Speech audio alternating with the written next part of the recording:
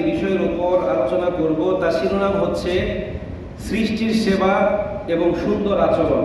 প্রিয় উপস্থিতি, ইসলাম শুধুমাত্র একটি ধর্মের নাম নয়, বরং একটি পরিপূর্ণ জীবন ব্যবস্থা। মানব জীবনের পরিধি যেমন ব্যাপক, ঠিক তেমনিভাবে ইসলামের শাখা প্রশাখাও ব্যাপক বিস্তৃত। বহু শাখা বিশিষ্ট কোনো জিনিসের কয়েকটি দিক নিয়ে পড়ে থাকলে যেমন সেটাতে পূর্ণতা পায় না, ঠিক তেমনিভাবে একাধিক শাখা বিশিষ্ট ইসলামের কয়েকটি শাখা প্রশাখা নিয়ে পড়ে থাকলেই পরিপূর্ণ মুসলিম হওয়া যায় না, বরং যোগ্যতা, সামর্থ্য ও অ্যাবিলিটি অনুযায়ী ইসলামের প্রত্যেকটা শাখাতেই বিচরণ করতে হবে, পরিপূর্ণভাবে ইসলামের মধ্যে দাখিল করতে হবে। তাহলে আমরা নিজেদেরকে পরিপূর্ণ মুসলিম হিসেবে দাবি করতে পারব। কিতাবের নাম সহিহ বুখারী, হাদিস নাম্বার 9। হাদিসের বর্ণনাকারী হযরত আবু হুরায়রা রাদিয়াল্লাহু তাআলা আনহু, তিনি বলেন, ক্বালা রাসূলুল্লাহ সাল্লাল্লাহু আলাইহি ওয়াসাল্লাম, আল ঈমানু বিদ'উ ওয়া সিত্তুনা শু'বা ওয়াল হায়াউ শু'বাতুন মিনাল ঈমান, আও কামা ক্বালা আলাইহিস সালাতু ওয়াসসালাম। রাসূল বলেন, ঈমানের শাখা প্রশাখা 60টিরও অধিক, তার মধ্যে লজ্জাশীলতা ঈমানের অন্যতম একটি অংশ। কিতাবের নাম সহিহ মুসলিম, হাদিস নাম্বার 35। হাদিসের বর্ণনাকারী হযরত আবু হুরায়রা রাদিয়াল্লাহু তাআলা আনহু, তিনি বলেন, ক্বালা রাসূলুল্লাহ সাল্লাল্লাহু আলাইহি ওয়াসাল্লাম, আল ঈমানু বিদ'উ ওয়া সাত্তুনা শু'বা ফাআফদালুহা কাওলু লা ইলাহা ইল্লাল্লাহ ওয়া আদনাহা ইমাতাতুল আযা আনিত তরিক, আও কামা ক্বালা আলাইহিস সালাতু ওয়াসসালাম। রাসূল বলেন, ঈমানের শাখা প্রশাখা 70টির অধিক, তার মধ্যে সর্বোত্তম হচ্ছে এই কথায় সাক্ষ্য দেওয়া যে আল্লাহ ব্যতীত কোনো মাবুদ নাই এবং মুহাম্মদুর রাসূলুল্লাহ সাল্লাল্লাহু আলাইহি ওয়াসাল্লাম আল্লাহর প্রেরিত বান্দা ও রাসূল। আর সর্বনিম্ন শাখা হচ্ছে ইমাতাতুল আযা আনিত তরিক, রাস্তা থেকে কষ্টদায়ক বস্তু সরিয়ে ফেলা। তো এই হাদিস থেকে স্পষ্ট প্রতীয়মান হয় যে সৃষ্টির সেবা, সুন্দর আচরণ এবং জনকল্যাণমূলক কাজ, এগুলো হচ্ছে ঈমানের অন্যতম শাখা প্রশাখা, ঠিক কিনা? প্রিয় উপস্থিতি, আল্লাহ পাক রব্বুল আলামিনের রহমত, বরকত, দয়া, মায়া, করুণা, অনুগ্রহ পাওয়া সবচাইতে সহজ ও সংক্ষিপ্ত পথ হচ্ছে আল্লাহ পাক রব্বুল আলামিনের সৃষ্টির প্রতি সুনজর দেওয়া, বিশেষ করে মানুষের প্রতি সাহায্য, সহযোগিতা, সহমর্মিতা, কল্যাণ ও উপকারের হাত বাড়িয়ে দেওয়া। কিন্তু আমাদের মধ্যে অনেকেই এই বিষয়টাকে তেমন একটা গুরুত্ব দেয় না। নামাজ, যাকাত, রোজা, হজ, যাকাত সম্পর্কে আমরা ন্যূনতম সচেতন হলেও সৃষ্টির সেবা, সুন্দর আচরণ, এর গুরুত্ব, তাৎপর্য, ফজিলত সম্পর্কে আমরা ঠিক ততটাই অচেতন, ঠিক কিনা? অথচ বিশ্ব মানবতার মুক্তির দিশারি মহাগ্রন্থ আল কুরআন এবং হাদিসে নববীর একাধিক জায়গায় রাসূল করিম সাল্লাল্লাহু আলাইহি ওয়াসাল্লাম সৃষ্টির সেবা এবং তার সাথে সুন্দর আচরণের কথা বলেছেন। প্রিয় উপস্থিতি, মানুষের শ্রেষ্ঠত্বের মূলে কি রয়েছে? বাহ্যিক চাকচিক্য, আকার আকৃতি, জ্ঞান, বুদ্ধি, টাকা পয়সা, ধন সম্পদ? যদি আপনাদেরকে প্রশ্ন করি, আপনারা কি উত্তর দিবেন? মানুষের শ্রেষ্ঠত্বের মূলের কারিগর হচ্ছে, 1 নম্বর কারণ হচ্ছে আল্লাহ পাক রব্বুল আলামিনের আনুগত্য। আমি একটা উদাহরণ দিলে আপনারা সহজেই বুঝতে পারবেন। এই পৃথিবীতে কোটি কোটি প্রাণী আছে, তার মধ্যে শুধুমাত্র 2টা প্রাণীর মৃত্যুর পরবর্তী জীবনে হিসেব নেওয়া হবে এবং পার্থিব জীবনের কর্মফলের উপর ভিত্তি করে পরবর্তী জীবনের চূড়ান্ত গন্তব্যস্থল নির্ধারণ করা হবে। এই 2টা প্রাণীর নাম কি? মানুষ এবং জিন। আল্লাহ বলেন, ওমা খালাকাতুল জিন্না ওয়াল ইনসা ইল্লা লিয়াবুদুন, আমি জিন এবং ইনসানকে শুধুমাত্র আমার ইবাদতের জন্য সৃষ্টি করেছি, ঠিক কিনা? কোন মানুষ যখন আল্লাহ পাক রব্বুল আলামিনের আনুগত্য করে, আল্লাহ পাক রব্বুল আলামিনের আদেশগুলোকে পালন করে, আল্লাহ যেই কাজগুলো থেকে বিরত থাকতে বলেছেন সেই কাজগুলো থেকে বিরত থাকে, শয়তানের পদাঙ্ক থেকে দূরে থাকে, মানুষের উপকার করার চেষ্টা করে, রাসূলের পদাঙ্ক অনুসরণ করে, তখন ওই ব্যক্তিকে বলা হয় সৃষ্টির শ্রেষ্ঠ জীব, ঠিক কিনা? আর তখন ওই ব্যক্তির পার্থিব কর্মফলের উপর ভিত্তি করে পরবর্তীকালে তার জীবনের চূড়ান্ত সফলতা, অর্থাৎ আল্লাহ পাক রব্বুল আলামিন তাকে জান্নাতুল ফিরদাউস দিয়ে দেন, ঠিক কিনা? পক্ষান্তরে কোনো ব্যক্তি যখন আল্লাহ পাক রব্বুল আলামিন যেই কাজগুলো বেশি বেশি করতে বলেছেন সেই কাজগুলো থেকে বিরত থাকে, যেই কাজগুলো করতে বলেছেন সেগুলো থেকে বিরত থাকে, যেই কাজগুলো করতে নিষেধ করেছেন ওই কাজগুলো বেশি বেশি করে, রাসূলের পদাঙ্ক বাদ দিয়ে শয়তানের পদাঙ্ক অনুসরণ করে, তখন মানুষ হলেও ওই ব্যক্তিকে আমরা সৃষ্টির শ্রেষ্ঠ জীব বলতে পারি না, ঠিক কিনা? প্রিয় উপস্থিতি, আল্লাহ পাক রব্বুল আলামিনকে ভালোবাসার আগে তার সৃষ্টিকে ভালোবাসতে হবে এবং তাদের সেবা, সাহায্য, সহযোগিতা, সহকর্মিতা এবং তাদের প্রতি কল্যাণের হাত বাড়িয়ে দিতে হবে। সমাজের কোথাও কোনো প্রকার ঝগড়া, ফাসাদ, বিশৃঙ্খলা সৃষ্টি হলে সেখানে শান্তি প্রতিষ্ঠা করতে হবে। আশেপাশের কেউ অসুস্থ হলে তার সেবা শুশ্রূষা করতে হবে, তাকে দেখতে যেতে হবে। কেউ বিপদে পড়লে তাকে বিপদ থেকে উদ্ধার করার চেষ্টা করতে হবে। মাসুম ব্যক্তির দিকে সাহায্যের হাত প্রসারিত করতে হবে। আশেপাশের প্রতিবেশীদের মধ্যে কেউ মারা গেলে তার জানাজার নামাজে শরীক হতে হবে। এই যে কাজগুলোর কথা বললাম, এগুলো সম্পর্কে একাধিক হাদিস বর্ণিত হয়েছে। কিতাবের নাম সহিহ বুখারী, হাদিস নাম্বার 6022।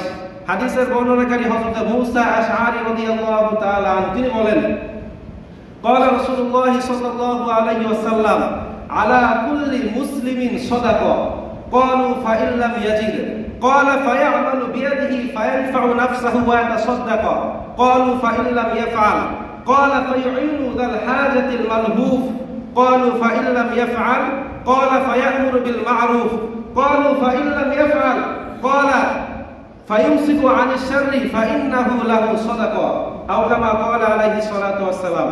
রাসূল বলেন, আলা কুল্লি মুসলিমিন সাদাকা, প্রত্যেক মুসলিমের উচিত কিছু না কিছু সাদাকা করা, জনকল্যাণমূলক কাজে অংশগ্রহণ করা, মানুষের উপকার করা। তখন উপস্থিত সাহাবা কেরাম বললেন, লিমাল্লাম ইয়া রাসূলুল্লাহ, ইয়া রাসূলুল্লাহ ফাইল্লাম তাজিদ, যদি তার সক্ষমতা না থাকে, অর্থাৎ দান করার মতো, সাদাকা করার মতো যদি তার কোনো সক্ষমতা না থাকে, তাহলে তার ক্ষেত্রে কি বিধান? এই হাদিসটা শুনলে বুঝতে পারবেন যে সাহাবা কেরামদের প্রশ্ন এই উম্মার জন্য, জাতির জন্য কতটা কল্যাণকর। তারাও ধর্মের বিভিন্ন বিষয়ে প্রশ্ন করত, আমরাও প্রশ্ন করি। তাদের প্রশ্নগুলো ছিল যৌক্তিক, তাদের প্রশ্নগুলো আমাদের ঈমানকে পাকাপোক্ত করে, মজবুত করে। আর আমাদের প্রশ্নগুলো আমাদের ঈমানকে সন্দেহ সৃষ্টি করে, ঈমানকে নষ্ট করে। তো তখন সাহাবা কেরাম বললেন, ইয়া রাসূলুল্লাহ, যদি দান সদকা করার মতো তার কিছু না থাকে, তাহলে ওই ব্যক্তির জন্য বিধান কি? তখন রাসূল বললেন, ফায়ামালু বিয়াদিহি ফায়ানফাউ নাফসাহু ওয়া ইয়াতাসাদদাক, ওই ব্যক্তি নিজ হাতে উপার্জন করবে এবং ওই উপার্জিত জিনিস দ্বারা সে নিজে উপকৃত হবে এবং মানুষের উপকার করার চেষ্টা করবে। তখন সাহাবা কেরাম বললেন, ফাইন লাম ইয়াফআল, ইয়া রাসূলুল্লাহ, ওই ব্যক্তি যদি নিজ হাতে উপার্জন করতে না পারে, তাহলে তার জন্য বিধান কি? রাসূল বললেন, ফায়ুইনু যাল হাজাতিল মালহুফ, ওই ব্যক্তি বিপন্ন ব্যক্তিকে, বিপদগ্রস্ত ব্যক্তিকে সাহায্য সহযোগিতা করার চেষ্টা করবে। অর্থাৎ আর্থিকভাবে আপনি দান করতে না পারলেও শারীরিকভাবে, কায়িকভাবে কাউকে সেবা শুশ্রূষা বা কারো সাহায্য সহযোগিতা করার চেষ্টা করবেন। তখন সাহাবা কেরাম বললেন, ফাইন লাম ইয়াফআল ইয়া রাসূলুল্লাহ, ইয়া রাসূলুল্লাহ, ওই ব্যক্তি যদি এটাও না পারে, অর্থাৎ কাউকে সে শারীরিকভাবে, কায়িকভাবে সাহায্য সহযোগিতা করতে পারছে না, তখন রাসূল বললেন, ফায়াকুরু বিল খায়র, তাহলে ওই ব্যক্তি মানুষকে সৎ কাজের আদেশ দিবে। সাহাবা কেরাম বললেন, ইয়া রাসূলুল্লাহ, কোন ব্যক্তি যদি কাউকে সৎ কাজের আদেশও নাও দিতে পারে, এখন বলেন তো সবাই কি সৎ কাজের আদেশ দিতে পারে? একটা মুচির কাছ থেকে কেউ কখন উপদেশ শুনবে? শুনবে? তাহলে তো ওই ব্যক্তি এটা থেকে বঞ্চিত হলো, ঠিক কিনা? তো রাসূল কারীম সাল্লাল্লাহু আলাইহি ওয়াসাল্লাম বলেন, ফায়ুমসিকু আনিশ শাররি ফাইন্নাহু লাহু সাদাকা, চিৎকার মেরে বলেন সুবহানাল্লাহ। রাসূল বলেন, ওই ব্যক্তি যদি কাউকে সৎ কাজের আদেশ করতে না পারে, তাহলে সে মানুষের অকল্যাণ করা থেকে নিজেকে বিরত রাখবে, ফাইন্নাহু লাহু সাদাকা, আর এটাই হচ্ছে তার জন্য সাদাকা। জোরে বলেন সুবহানাল্লাহ। প্রিয় উপস্থিতি, কিতাবের নাম সহিহ মুসলিম, হাদিস নাম্বার 2699। হাদিসের বর্ণনাকারী হযরত আবু হুরায়রা রাদিয়াল্লাহু তাআলা আনহু, তিনি বলেন, قال رسول الله صلى الله عليه وسلم من نفس عن مؤمن كربة من كرب الدنيا نفس الله عنه كربة من كرب يوم القيامة ومن يسر على معسر يسر الله عليه في الدنيا والآخرة ومن ستر مسلما ستر الله في الدنيا والآخرة والله في عون العبد ما كان العبد في عون أخيه من سلك طريقا يلتمس فيه علما سهل الله له به طريقا إلى الجنة أو كما قال عليه الصلاة والسلام। রাসূল বলেন, মান নাফাসা আন মুমিনিন কুরবাতাম মিন কুরাবিদ দুনিয়া, যখন কোনো মুমিন ব্যক্তি অন্য কোনো মুমিন ব্যক্তিকে কোনো প্রকার দুনিয়াবি বিপদ, আপদ, বালা, মুসিবত থেকে রক্ষা করার চেষ্টা করে, হেফাজত করার চেষ্টা করে, নাফাসাল্লাহু আনহু কুরবাতাম মিন কুরাবি ইয়াউমিল কিয়ামা, কিয়ামত দিবসে ওই কঠিন মুসিবতের দিন আল্লাহ পাক রব্বুল আলামিন এর বিনিময়ে ওই ব্যক্তির বিপদ আপদ বালা মুসিবতকে দূর করে দিবে। জুড়ে বলেন সুবহানাল্লাহ। রাসূল বলেন ওয়ামান ইয়াসসারা আলা মুসিরিন ইয়াসসারাল্লাহু আনহু ফিদ দুনিয়া ওয়াল আখিরাহ, আর যেই ব্যক্তি কোন দুস্থ ব্যক্তিকে, কোন অভাবগ্রস্ত ব্যক্তির অভাব পূরণ করবে, কিয়ামত দিবসে আল্লাহ পাক রব্বুল আলামিন ওই ব্যক্তির যাবতীয় অভাবকে মোচন করে দিবেন। জোরে বলে সুবহানাল্লাহ। রাসূল বলেন ওয়ামান সাতারা মুসলিমান সাতারাল্লাহু ফিদ দুনিয়া ওয়াল আখিরাহ, আর যে ব্যক্তি অন্য কোন মুসলিম ব্যক্তির দোষ গোপন রাখবে, আল্লাহ পাক রব্বুল আলামিন দুনিয়া এবং পরকাল জীবনে ওই ব্যক্তির দোষকে গোপন রাখবেন। তার মানে এই নয় যে কেউ চুরি করছে, কেউ দুধের মধ্যে পানি মেশাচ্ছে, এটা দেখার পর আপনি তার দোষটা গোপন করে রাখবেন। অর্থাৎ ওই ব্যক্তি দুধওয়ালা, সে দুধের মধ্যে পানি মিশাচ্ছে, এটা আমি গোপন করে রাখি, আর আমি হলাম ঘিওয়ালা, আমি ঘিয়ের সাথে তেল মিশাবো, এটা ওই ব্যক্তি গোপন করে রাখুক, ঠিক কি না? এরকম কোনো দোষ নয় যেগুলোর সাথে বান্দার হক সংশ্লিষ্ট। অর্থাৎ একজন চুরি করছে, এই চুরির অর্থের সাথে অনেক মানুষের হক সম্পর্কিত, এমন কোনো দোষ আপনি গোপন রাখতে পারবেন না। আমার কথা কি সবাই বুঝতে পেরেছেন? যেই হকের সাথে বান্দার হক সংশ্লিষ্ট, একজনকে 30,000 টাকা দেওয়া হয়েছে 30 জন মিসকিনকে খাওয়ানোর জন্য, ওই ব্যক্তি সেখান থেকে 20,000 টাকা মেরে দিল, বাকি 10,000 টাকা সে মানুষের মধ্যে ব্যয় করলো। এটা দেখার পর আপনি চুপ করে রইলেন, মনে মনে ভাবলেন যে আমি তার দোষ গোপন রাখি, আল্লাহ আমার দোষ গোপন রাখবে, এটা কি হবে? এই ক্ষেত্রে আপনি চুপ করে থাকতে পারবেন না, প্রিয় উপস্থিতি। তো এরপর রাসূল করিম সাল্লাল্লাহু আলাইহি সাল্লাম বলেন আল্লাহু ফি আউনিল আবদি মা কানা আল আবদু ফি আউনি আখি, কোন বান্দা যতক্ষণ পর্যন্ত তার অপর মুসলিম ভাইয়ের কল্যাণ প্রার্থনা করতে থাকে, তার জন্য ভালো কামনা করতে থাকে, আল্লাহ পাক রব্বুল আলামিন ততক্ষণ পর্যন্ত ওই ব্যক্তির জন্য কল্যাণ করতে থাকে। জোরে বলেন সুবহানাল্লাহ।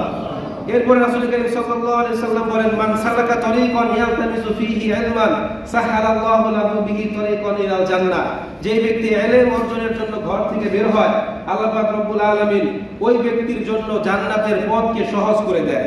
প্রিয় উপস্থিতি, এইভাবে বিভিন্ন হাদিসে রাসূল করিম সাল্লাল্লাহু আলাইহি সাল্লাম আল্লাহ পাক রব্বুল আলামিনের সৃষ্টির সেবা, সুন্দর আচরণের কথা বলেছেন।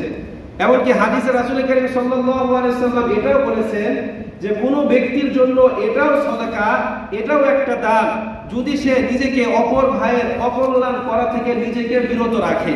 কিন্তু অত্যন্ত দুঃখজনক হলেও সত্য, আজকে আমাদের সমাজের কি অবস্থা! আজকে আমরা সর্বদা অন্যের অকল্যাণ কামনা নিয়ে ব্যস্ত, আজকে আমরা সর্বদা অন্যের ক্ষতি কিভাবে করব এই চিন্তায় মগ্ন থাকি, আজকে আমরা কিভাবে মানুষকে কষ্ট দিব এই চিন্তায় মগ্ন থাকি। জোরে বলতে হবে, ঠিক কিনা? এটা আমাদের প্রতিদিনের অভ্যাসগত বিষয়ে পরিণত হয়েছে। আজকে আমার দেশের মানুষগুলো বিভিন্ন দল, উপদল, ফেরকা, রাজনৈতিক মতাদর্শে বিভক্ত হয়ে একজন আরেকজনের অকল্যাণ কামনায় ব্যস্ত। জোরে বলতে হবে, ঠিক কিনা? একদল যদি বিপদগ্রস্ত হয়, আরেক দল এইটা দেখে খুশি হয়, সে আনন্দে নেচে উঠে আর বলতে থাকে ওর একটা শিক্ষা হওয়ার উচিত ছিল, ঠিক কিনা? ওর জন্য একটা উচিত শিক্ষা হয়েছে। অথচ বিভিন্ন হাদিস ঘাটলে দেখা যায় রাসূল করিম সাল্লাল্লাহু আলাইহি সাল্লাম বলেন একজন প্রকৃত মুমিন ব্যক্তির বৈশিষ্ট্য হচ্ছে সে নিজের বিপদ আপদ দুঃখ কষ্ট বালা মুসিবতে যতটা কষ্ট অনুভব করবে, তার অপর মুসলিম ভাইয়ের দুঃখ কষ্ট বিপদ আপদ বালা মুসিবতে ঠিক ততটাই কষ্ট অনুভব করতে হবে, আর নয়তো সে পরিপূর্ণভাবে মুসলিম হতে পারবে না, মুমিন হতে পারবে না। প্রিয় উপস্থিতি, কিতাবের নাম সুনানে আবু দাউদ, হাদিস নাম্বার 4944। রাসূল বলেন ইন্নাদ দীনান নাসিহা, ইন্নাদ দীনান নাসিহা, ইন্নাদ দীনান নাসিহা, নিশ্চয় দিন হচ্ছে পরস্পর কল্যাণ কামনা করা এবং সৎ উপদেশ দেওয়া। নিশ্চয় দিন হচ্ছে পরস্পর কল্যাণ কামনা করা এবং সৎ উপদেশ দেওয়া। নিশ্চয় দিন হচ্ছে পরস্পর কল্যাণ কামনা করা এবং সৎ উপদেশ দেওয়া। তখন উপস্থিত সাহাবা কেরাম বললেন লিমান ইয়া রাসূলুল্লাহ, ইয়া রাসূলুল্লাহ, কার জন্য কল্যাণ কামনা করা আর কাকে সৎ উপদেশ দেওয়া? তখন রাসূল বললেন লিল্লাহি ওয়া রাসূলিহি, আল্লাহ এবং তার রাসূলের জন্য কল্যাণ কামনা করা। ওয়া আইম্মাতুল মুসলিমিনা ওয়াল মুমিনিন, প্রত্যেক মুমিন এবং মুসলিম নেতাদের জন্য কল্যাণ কামনা করা। ওয়া আম্মাতিহিম, সর্বসাধারণ মানুষের জন্য কল্যাণ কামনা করা। প্রিয় উপস্থিতি, এভাবে বিভিন্ন হাদিসে রাসূল করিম সাল্লাল্লাহু আলাইহি ওয়াসাল্লাম সৃষ্টির সেবা করার আদেশ দিয়েছেন। আল্লাহ পাক রব্বুল আলামিনের নৈকট্য অর্জন করার সবচেয়ে সহজ মাধ্যম হচ্ছে কি? সৃষ্টির সেবা করা। এই যে আমরা আজকে জুমার নামাজ আদায় করার জন্য মসজিদে এসেছি, এখানে একজন ব্যক্তি বলতে পারবেন যে আমার জুমার নামাজটা কবুল হবে? কেউ বলতে পারবেন? গত কয়েকদিন পূর্বে আমরা দীর্ঘ 1 মাস সিয়াম সাধনা করেছি, রোজা রেখেছি। একজন ব্যক্তি বলতে পারবেন যে আমার রোজা কবুল হয়েছে? কেউ বলতে পারবেন? অনেকে রমজান মাসে লক্ষ লক্ষ টাকা যাকাত দিয়েছেন, কেউ বলতে পারবেন যে আমার যাকাত কবুল হয়েছে? আবার এই যে সামনের মাস থেকে অনেকে হজে যেতে শুরু করবে, 5 লাখ 7 লাখ টাকা খরচ করে হজে যাচ্ছে, কেউ বলতে পারবে যে আমার হজটা কবুল হয়েছে? কিন্তু এই যে সৃষ্টির সেবা, সুন্দর আচরণ, মানুষের দিকে সাহায্য সহযোগিতা সহমর্মিতার হাত বাড়িয়ে দেওয়া, এগুলোর সওয়াব সরাসরি আপনি আল্লাহ পাক রব্বুল আলামিনের নিকট পেয়ে যাবেন। জুড়ে বলি সুবহানাল্লাহ। প্রিয় উপস্থিতি, মানুষের সেবা করা, মানুষের দিকে সাহায্য সহযোগিতার হাত বাড়িয়ে দেওয়া, এগুলো হচ্ছে ইসলাম ধর্মের অন্যতম শ্রেষ্ঠ ইবাদত। বিদায় হজের ভাষণে রাসূল কারীম সাল্লাল্লাহু আলাইহি সাল্লাম বলেন, ইয়া আইয়ুহান নাস ইন্নামাল মুসলিমুনা ইখওয়াতুন, হে মানব সকল, নিশ্চয়ই প্রত্যেক মুসলিম একে অন্যের ভাই। সুতরাং কোন মুসলিম ব্যক্তির জন্য অপর মুসলিম ব্যক্তির জান, মাল, অর্থ, সম্পদ, মান, সম্মান এগুলো হরণ করা হারাম, যেমনি ভাবে আজকের এই দিনটি তোমাদের জন্য হারাম। প্রিয় উপস্থিতি, এই জন্য আমাদের নিজের সম্মান, নিজের জান, নিজের মালের ক্ষেত্রে যতটা বেশি আমরা প্রাধান্য দেই, অপর ভাইয়ের মান, সম্মান, জান, মাল রক্ষার ক্ষেত্রে আমাদেরকে কি করতে হবে? ততটা প্রাধান্য দিতে হবে। এখন আমরা কি এগুলো করছি? আমরা কি সৃষ্টির সেবা করছি? আমরা কি মানুষের দিকে কল্যাণের হাত বাড়িয়ে দিচ্ছি? আদৌ কি আমরা আল্লাহ পাক রব্বুল আলামিনের এই যে এতগুলো মাখলুকাত, এগুলোর দিকে আমরা সাহায্যের হাত বাড়িয়ে দিচ্ছি? প্রিয় উপস্থিতি, আজকে যারা সৃষ্টির সেবা করে না, মানুষের কল্যাণ কামনা করে না, মানুষের উপকার করে না, ওই দিন আল্লাহ পাক রব্বুল আলামিন তাদেরকে বিভিন্ন বিষয়ে প্রশ্ন করবেন। কিতাবের নাম সহিহ মুসলিম, হাদিস নাম্বার 2569। রাসূল কারীম সাল্লাল্লাহু আলাইহি সাল্লাম বলেন, বিচার দিবসে আল্লাহ পাক রব্বুল আলামিন আদম সন্তানদেরকে বিভিন্ন নাম ধরে ডাকবেন। সেদিন আল্লাহ পাক রব্বুল আলামিন বলবেন, হে আদম সন্তান, আমি অসুস্থ ছিলাম, তুমি কেন আমাকে দেখতে যাওনি? তখন ওই ব্যক্তি বলবে, ইয়া রব্বুল আলামিন, আপনি তো পরাক্রমশালী, প্রজ্ঞাময়, সকল ক্ষমতার অধিকারী, আপনি তো শাফি, সবাইকে শেফা দেন, আপনাকে এবার আমি কিভাবে দেখতে যাব? তখন আল্লাহ পাক রব্বুল আলামিন বলবে, তুমি কি জানতে না আমার অমুক বান্দা অসুস্থ ছিল? তুমি কি জানতে না তাকে দেখতে গেলেই আমি আল্লাহকে দেখতে যাওয়া হয়? তুমি কি জানতে না তার সেবা করলেই আমি আল্লাহর সেবা করা হয়? তুমি কি জানতে না তার সেবা করলে সরাসরি আমি আল্লাহর কাছে প্রতিদান পেয়ে যাবে? সেদিন আল্লাহ পাক রব্বুল আলামিন বলবে, হে আদম সন্তান, আমি ক্ষুধার্ত ছিলাম, তুমি কেন আমাকে খাবার দাওনি? তখন বান্দা বলবে, হে আমার রব, আপনি তো পরাক্রমশালী, প্রজ্ঞাময়, আপনি তো রাজ্জাক, আপনি তো সবাইকে খাবার খাওয়ান, আপনাকে আবার কিভাবে খাবার দেব? ওই দিন আল্লাহ পাক রব্বুল আলামিন বলবে, তুমি কি জানতে না তোমার অমুক প্রতিবেশী, আমার অমুক বান্দা ক্ষুধার্ত ছিল, তুমি কেন তাকে খাবার দাওনি? তুমি কি জানতে না তাকে খাবার দিলেই আমি আল্লাহকে খাবার দেওয়া হয়? তুমি কি জানতে না তুমি যদি দুনিয়াতে তাকে খাবার খাওয়াতে, আমি আল্লাহ পাক রব্বুল আলামিন পরকাল দিবসে তোমাকে এর প্রতিদান দিতাম, তুমি কেন তাকে খাবার দাওনি? সেদিন আল্লাহ পাক রব্বুল আলামিন বলবে, হে আদম সন্তান, আমি তৃষ্ণার্ত ছিলাম, আমি পিপাসিত ছিলাম, তুমি কেন আমাকে পানি পান করাওনি? সেদিন বলবে, হে আল্লাহ, আপনি তো সবাইকে পানি দান করেন, আপনি তো জীবিকা বন্টন করেন, আপনাকে আবার কিভাবে পানি খাওয়াবো? আল্লাহ পাক রব্বুল আলামিন বলবে, তুমি কি জানতে না আমার অমুক বান্দা তৃষ্ণার্ত ছিল, আমার অমুক বান্দা পিপাসিত ছিল, অমুক প্রাণীটা তৃষ্ণার্ত ছিল, তুমি কেন তাকে পানি খাওয়ালে না? তুমি কি জানতে না তাকে পানি পান করালে আমাকে পানি পান করানো হয়? তুমি কি জানতে না তুমি যদি দুনিয়াতে তাকে পানি পান করাতে, আমি আল্লাহ পাক রব্বুল আলামিন পরকাল দিবসে তোমাকে পানি পান করাতাম? এভাবে বিভিন্ন হাদিসে বিভিন্ন ভাবে আল্লাহ পাক রব্বুল আলামিন ওই দিন আদম সন্তানকে প্রশ্ন করবে। প্রিয় উপস্থিতি, অত্যন্ত দুঃখজনক হলেও সত্য, আজকে নফল দান সদকা করা তো দূরের কথা, আমরা ফরজ যাকাতটাও ঠিকমতো আদায় করি না। জোরে বলতে হবে, ঠিক কিনা? আজকে মানুষের উপকার করা তো দূরের কথা, আমাদের নিজের যে দায়িত্ব কর্তব্যটুকু আছে সেগুলো আমরা ঠিকমতো পালন করি না। ছোট্ট একটা উদাহরণ দিলে আপনারা সহজেই বুঝতে পারবেন। ধরেন কোন একটা বিদেশি সংস্থা থেকে আমাদের বাংলাদেশে কিছু উন্নত মানের বীজ, কীটনাশক এবং ঔষধ এসেছে। এখন কৃষি মন্ত্রণালয় এগুলো অত্যন্ত সুন্দর করে প্রত্যেকটা উপজেলা কৃষি অফিসে ডিস্ট্রিবিউট করে দিয়েছে। এখন তাদের দায়িত্ব হচ্ছে কি, এগুলো প্রান্তিক কৃষকদের নিকট বিতরণ করা, ঠিক কিনা? কিন্তু আদৌ কি তারা এগুলো করে? জোরে বলতে হবে, তারা কি এগুলো করে? কৃষকরা এগুলো আনতে গিয়ে পায়ের জুতা ক্ষয় করে ফেলে, তারপরে বীজ, কীটনাশক, সার তারা পায় না। জোরে বলতে হবে, ঠিক কিনা? আজকে আমার দেশের মানুষগুলো তার দায়িত্বগুলো ঠিক মতো পালন করতে চায় না। একটা কাজ হচ্ছে সিগনেচার দেওয়া, তার দায়িত্ব এইটা, অথচ তার থেকে একটা সিগনেচার আনতে তাকে উৎকুচ দিতে হয়, তাকে বকশিশ দিতে হয়। জোরে বলতে হবে ঠিক কিনা? আজকে আমার দেশের শিক্ষকরা পেনশনের টাকার পিছনে ছুটতে ছুটতে পায়ের জুতা ক্ষয় হয়ে যায়, তারপরও তাদের ফাইলের মধ্যে সাইন করাতে পারে না, অথচ তাদের দায়িত্বই হচ্ছে এগুলো। জোরে বলতে হবে ঠিক কিনা? আপনারা কি ভয় পান? প্রিয় উপস্থিতি, হাদিসে রাসূল করিম সাল্লাল্লাহু আলাইহি ওয়াসাল্লাম বলেন, ইমাতাতুল আযা আনিত তরিক, রাস্তা থেকে কষ্টদায়ক বস্তু উঠিয়ে ফেলা ঈমানের অন্যতম একটি অংশ। এর শাব্দিক অর্থ বোঝায় যে রাস্তার মধ্যে পাথর কিংবা গাছ-গাছালি ময়লা পড়ে থাকবে, সেগুলো আপনি উঠিয়ে ফেলবেন। কিন্তু এর অন্তর্নিহিত অর্থ অনেক বড়। এর মানে এই নয় যে রাস্তার মধ্যে সব সময় ঢেলা পড়ে থাকবে, আপনি ঢেলা উঠিয়ে ফেলবেন। বর্তমানে আমার দেশের সবচেয়ে খারাপ অবস্থা হচ্ছে এই রাস্তাঘাটের। প্রত্যেক বছর এগুলোর জন্য বাজেট হয়, পরিকল্পনা হয়, কিন্তু এই বাজেটগুলি রাস্তার কাজে ফ্রুটফুলি ব্যয় হয় না। এগুলো ব্যয় হয় আমার দেশের জনপ্রতিনিধিদের পরিবারের কল্যাণে। জোরে বলতে হবে ঠিক কিনা? এভাবে প্রত্যেকটা শ্রেণীর মানুষ আমার দেশটাকে যেভাবে পারছে লুটে পুটে খাচ্ছে। প্রিয় উপস্থিতি, বর্তমানে যে সরকারি ক্ষমতায় আসে তারা সবচেয়ে বেশি মানুষের কাছে অভিশাপ পায় রাস্তার জন্য। যাদের কথাই বলেন, যেখানে যাবেন রাস্তাঘাটের অবস্থা অত্যন্ত খারাপ। এই দোষ কি শুধুমাত্র সরকারের? সরকার তো প্রত্যেক বছর বাজেট দিচ্ছে, এগুলো ডিস্ট্রিবিউট করছে, কিন্তু এগুলো সঠিকভাবে ব্যয় হচ্ছে না। সম্মানিত উপস্থিতি, আমাদেরকে এগুলো থেকে বেরিয়ে আসতে হবে। যার যার জায়গা থেকে নিজ দায়িত্ব এবং কর্তব্যটুকু পালন করতে হবে। আপনারা কি দায়িত্ব ও কর্তব্যের সংজ্ঞা জানেন?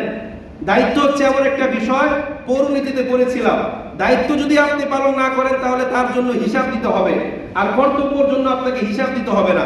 যেমন আমি ইমাম হিসেবে আমার দায়িত্ব হচ্ছে 5 ওয়াক্ত নামাজ পড়ানো, ঠিক কিনা? খতিব হিসেবে দায়িত্ব হচ্ছে জুমার নামাজ পড়ানো, ঠিক কিনা? এখন এটা হচ্ছে আমার দায়িত্ব। কোনো ব্যক্তি যদি মারা যায়, তার জানাজার নামাজ পড়ানো কি আমার দায়িত্ব না কর্তব্য? ওইটা কিন্তু আমার ডিউটি, ওটা কি আমার ডিউটি? ওইটা হচ্ছে আমার কর্তব্য। যদিও আমি নিজেকে ডিউটি হিসেবে মনে করি, ওইটাও আমার ডিউটি, কিন্তু দায়িত্ব কর্তব্যের উদাহরণ বোঝাতে গিয়ে আমি এটা আপনাদেরকে বোঝালাম।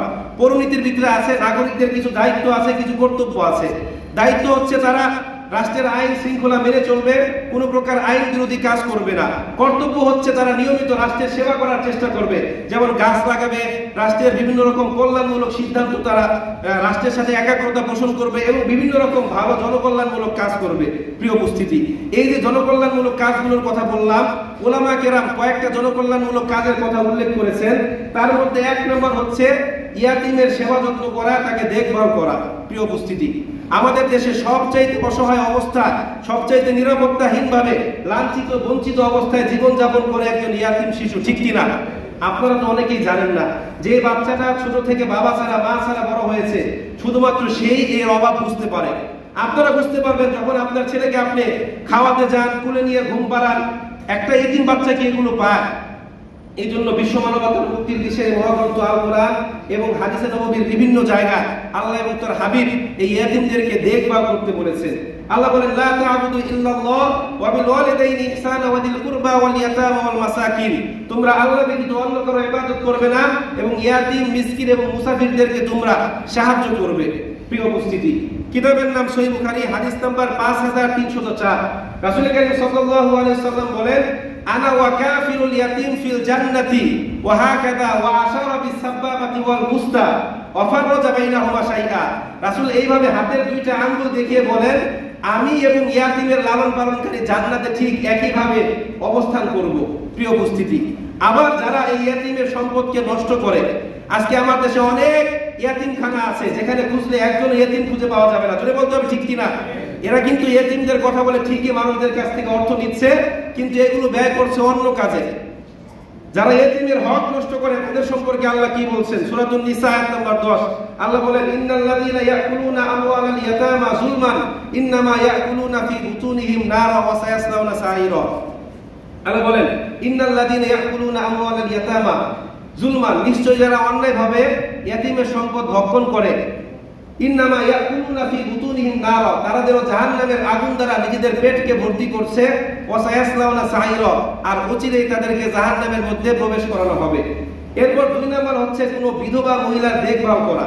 যদি সুযোগ হয় তাহলে তার বিয়ের ব্যবস্থা করা, আর নয়তো তার চাহিদাগুলো পূরণ করার ব্যবস্থা করতে হবে। প্রিয় উপস্থিতি, একজন বিধবা মহিলা স্বামীর মৃত্যুর পর তার কি অবস্থা হয় শুধুমাত্র একজন ভাই বলতে পারবে, যার একজন বোন বিধবা হয়েছে। স্বামী মারা যাওয়ার পর বাবার বাড়িটাও তাদের কাছে জাহান্নাম মনে হয়। জোরে বলতে হবে ঠিক কিনা? প্রিয় উপস্থিতি, কিতাবের নাম সহিহ বুখারী, হাদিস নাম্বার 5353। রাসূল বলেন, আস-সাই আলাল আরমাতি ওয়াল মিসকিন কাল মুজাহিদি ফি সাবিলিল্লাহ। যে ব্যক্তি কোনো বিধবা মহিলা বা মিসকিনদের সেবা যত্ন করার জন্য দৌড়াদৌড়ি করে, কাল মুজাহিদি ফি সাবিলিল্লাহ, ওই ব্যক্তি যেন আল্লাহর রাস্তায় জিহাদ করলো। 3 নাম্বার, নিঃস্ব, দারিদ্র ও ক্ষুধার্ত ব্যক্তিদেরকে খাবার দেওয়া। এটা ইসলাম ধর্মের অন্যতম গুরুত্বপূর্ণ একটি ইবাদত। রাসূল করিম সাল্লাল্লাহু আলাইহি সাল্লাম সর্বদা ক্ষুধার্তদেরকে খাবার দেওয়ার ব্যবস্থা করতেন, এমনকি তার নিজের ঘরে খাবার না থাকলেও তিনি এই ব্যবস্থা করতেন। আল্লাহ পাক রব্বুল আলামিন বলেন, যারা জান্নাতে যাবে জান্নাতীদের কয়েকটা বৈশিষ্ট্য আছে, তার মধ্যে অন্যতম একটা বৈশিষ্ট্য হলো তারা ইয়াতীম, মিসকিন এবং ক্ষুধার্ত ব্যক্তিকে খাবার দেয়। সূরাতুদ দাহর আয়াত নম্বর 8 এবং 9 আল্লাহ বলেন, ওয়া ইউতিমুনা আত-তাআমা আলা হুব্বিহি মিসকিনা ওয়া ইয়াতীমা ওয়া আসীরা ইন্নামা নুতইমুকুম লিওয়াজহিল্লাহি লা নুরিদু মিনকুম জাযাআ ওয়ালা শুকুরা। আল্লাহ বলেন, তারা আল্লাহকে ভালোবেসে ইয়াতীম, মিসকিন, মুসাফির এবং অভাবগ্রস্তদেরকে খাবার দেয়, এবং তারা বলে ইন্নামা নুতইমুকুম লিওয়াজহিল্লাহ, আমরা এটা করলাম শুধুমাত্র আল্লাহর জন্য, লা নুরিদু মিনকুম জাযাআ ওয়ালা শুকুরা, আমরা এটার বিনিময়ে তাদের থেকে কোনো প্রকার জাযা, প্রতিদান, শুকুর এবং কৃতজ্ঞতা চাই না। প্রিয় উপস্থিতি, এই জন্য আমরা চেষ্টা করব এই ক্ষুধার্ত ব্যক্তিদেরকে খাবার খাওয়ানো। তাছাড়া এটা হচ্ছে ইসলাম ধর্মের অন্যতম শ্রেষ্ঠ একটি ইবাদত। কিতাবের নাম সহিহ বুখারী, হাদিস নাম্বার 6236। হাদিসের বর্ণনাকারী হযরত আব্দুল্লাহ ইবনে ওমর রাদিয়াল্লাহু তাআলা তিনি বলেন, আন্না রাজুলান সাআলা আইয়ুল ইসলামি খায়র, ক্বালা রাসূলুল্লাহ সাল্লাল্লাহু আলাইহি ওয়াসাল্লাম তুতিমুত তাআম। এক ব্যক্তি রাসূলকে বললেন, ইয়া রাসূলুল্লাহ, ইসলাম ধর্মে কোন কাজটা সর্বোত্তম? তখন রাসূল বললেন, তুতিমুত তাআম, অপর ব্যক্তিকে খাবার খাওয়ানো। এই ইবাদতটা আমাদের মধ্যে নাই। প্রিয় উপস্থিতি, 5 নাম্বার হচ্ছে প্রতিবেশীর সাথে সদাচরণ। আমি ডিসক্রিপশনে যাচ্ছি না, শুধুমাত্র হাদিসটা বলছি। সহিহ বুখারী হাদিস নাম্বার 6015 রাসূল বলেন, মা যালা জিবরিল ইউসিনি বিল জার হাত্তা যানানতু আন্নাহু সাইওয়ারিসাহু। জিবরাইল এতবার আমাকে প্রতিবেশীদের ব্যাপারে ওসিয়ত করেছে যে আমার মনে হয় সে আমার প্রতিবেশীকে আমার ওয়ারিস বানিয়ে দিয়ে যাবে। ওয়ারিস মানে আপনারা বুঝেন, ওয়ারিস মানে কি? ওয়ারিস মানে কি? যারা মৃত্যুর পর সম্পদের কি হয়? ভাগদার হয়। তো রাসূল বলছেন, প্রতিবেশীদের ব্যাপারে জিবরাইল আমাকে এতটা ওসিয়ত করেছে, মনে হচ্ছে আমার প্রতিবেশীকে আমার উত্তরাধিকার বানিয়ে দিয়ে যাবে। 6 নাম্বার হচ্ছে কর্জে হাসানা দেওয়া, মানুষকে ঋণ দেওয়া, ধার দেওয়া। সমাজ থেকে অভিশপ্ত সুদী কারবার এবং অভিশপ্ত সুদখোরদের মুছে ফেলতে এই কর্জে হাসানার কোনো বিকল্প নাই। ক্ষেত্র বিশেষে মানুষকে ধার দেওয়া দান করার চাইতেও বেশি সওয়াব, এই মর্মে অনেক হাদিস বর্ণিত হয়েছে। কিন্তু আমার দেশের কি অবস্থা? যখন মানুষকে ধার দেয় তখন খুব ভালো লাগে, নিজেকে বড় মনে হয়, কিন্তু যেই ব্যক্তি যাকে ধার দেয় এই টাকা তুলতে তার যে কি কষ্ট হয়, মনে হয় ভিখারি মানুষের কাছে ভিক্ষা চাইছে। জুড়ে বলতে হবে ঠিক কিনা? তার ফলে এখন আমাদের দেশে মানুষকে কর্জে হাসানাও দিতে চায় না। প্রিয় উপস্থিতি, 7 নাম্বার হচ্ছে শরণার্থীদের সাহায্য সহযোগিতা করা। এই শরণার্থীদের বিষয়টা অনেক পুরনো। রাসূল করিম সাল্লাল্লাহু আলাইহি সাল্লাম নবুয়ত পাওয়ার পর থেকে মূলত এই শরণার্থীদের বিষয়টা চলে আসে। আপনারা জানেন যে মক্কাবাসীদের জুলুম, নিপীড়ন, নির্যাতনের ফলে সর্বপ্রথম 14 জন মুসলিম কোথায় হিজরত করেছিল? আবেসিনিয়ায় হিজরত করেছিল। তো তারা কিন্তু মূলত শরণার্থী ছিল। এরপর মদিনায় হিজরত করেছিল। তো কোনো মুসলিম যখন কোনো মুসলিম দেশে শরণার্থী হয়ে যায়, তখন ওই মুসলিম দেশের দায়িত্ব হচ্ছে, কর্তব্য হচ্ছে তাদের সেবা যত্ন করা, তাদের চাহিদাগুলো পূরণ করা। 8 নাম্বার হচ্ছে রক্তদান, এটাও অত্যন্ত গুরুত্বপূর্ণ একটি জনকল্যাণমূলক কাজ। 9 নাম্বার হচ্ছে গাছ লাগানো। এই যে এতটা গরম আমাদের দেশে কিসের জন্য? প্রিয় উপস্থিতি, এগুলো হচ্ছে আমাদের কর্মফল। এখন আমার মনে হয়, আমি বলি যে প্রত্যেকের উচিত অন্ততপক্ষে নিজ দায়িত্ব থেকে একটা করে গাছ লাগানো, সেই গাছটার পরিচর্যা করা। তাহলে আমার মনে হয় আগামী 10 বছর পরে আমরা যে উত্তাপ ফিল পেতে যাচ্ছি বা আমাদের সামনে আসছে, সেটা থেকে আমরা কিছুটা হলেও বাঁচতে পারবো, ঠিক কিনা? এখন বলেন তো, আমাকে ওয়াদা দেন যে প্রত্যেকে নিজ দায়িত্বে আগামী 1 সপ্তাহের মধ্যে আমরা একটা করে গাছ লাগানোর চেষ্টা করব। কে কে রাজি আছেন? হাত তুলে দেখান। মাত্র এই কয়জন? সবাই নিজ দায়িত্বে একটা করে গাছ লাগাবেন? সবাই বলেন ইনশাআল্লাহ। আল্লাহ পাক রব্বুল আলামিন কবুল করুন। আমরা সবাই নিজ দায়িত্বে অন্ততপক্ষে একটা করে গাছ শুধুমাত্র লাগানোর মধ্যেই সীমাবদ্ধ নয়, এটাকে পরিচর্যা করব এবং এটা যেন বড় হয়ে ছায়া দেয়, ফল দেয়, আমরা এই চেষ্টা করব। বিশ্বাস করেন, আমি গত সপ্তাহে ছুটি নিয়ে আমার শ্বশুরদের গ্রামের বাড়িতে গিয়েছিলাম। সেখানে গাছতলায় যে কি পরিমাণ আরাম, আপনার বিশ্বাস না হলে নামাজ পড়ে আমাদের আম বাগানে আম গাছের নিচে আপনি বসে থেকে দেখবেন যে এসির চাইতে বেশি আরাম ওখানে। এই জন্য আমরা চেষ্টা করবো সবাই মিলে একটা করে কি লাগাতে? গাছ লাগাতে। প্রিয় উপস্থিতি, 10 নম্বর হচ্ছে সাংগঠনিকভাবে মানুষকে সাহায্য সহযোগিতা করা। আমরা বিভিন্ন সংগঠন বা দলমত তৈরি করে মানুষকে সাহায্য সহযোগিতার চেষ্টা করব। প্রিয় উপস্থিতি, সবশেষে আমি একটি কথাই বলবো যে মানুষের শ্রেষ্ঠত্ব হচ্ছে তার কাজের মধ্যে, মানুষের শ্রেষ্ঠত্ব হচ্ছে তার কৃতকর্মের মধ্যে। আজকে আমি এত বড়, যদি আমি দুনিয়াতে কোনো ভালো কাজ করে না যাই, এগুলোতে কোনো লাভ হবে? এজন্য আমাদের সবাইকে চেষ্টা করতে হবে কিছু জনকল্যাণমূলক কাজ করা। আল্লাহ পাক রব্বুল আলামিন আমাদের সবাইকে তৌফিক দান করুন। সবচেয়ে বড় কথা হচ্ছে, যদি আমরা মানুষের উপকার করতে নাও পারি, তাহলে কি করা থেকে বিরত থাকবো? মানুষের ক্ষতি করা থেকে বিরত থাকবো। রাসূল বলেন ফাইন্নাহু লাহু সাদাকা, তাহলে এটাও হচ্ছে তোমাদের জন্য একটি সদকা। আল্লাহ পাক রব্বুল আলামিন আমাদের সবাইকে তৌফিক দান করুন, আমিন।